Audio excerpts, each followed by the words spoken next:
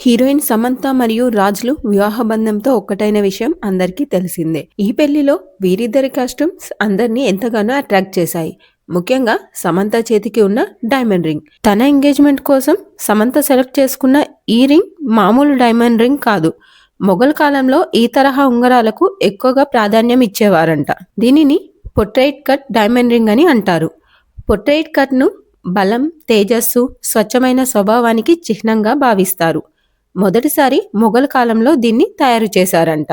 వజ్రాన్ని ప్రత్యేక విధానంలో కట్ చేసి పలుచని గాజు పలకలా తయారు చేస్తారు. ఈ రకమైన ఉంగరాలను అరుదుగా తయారు చేస్తారు. తాజ్‌మహల్‌ను నిర్మించిన మొఘల్ చక్రవర్తి షాజహాన్ భార్య ముంతాజ్‌కు ఈ రకమైన ఉంగరం అంటే ఇష్టమని చరిత్రకారులు పేర్కొన్నారు.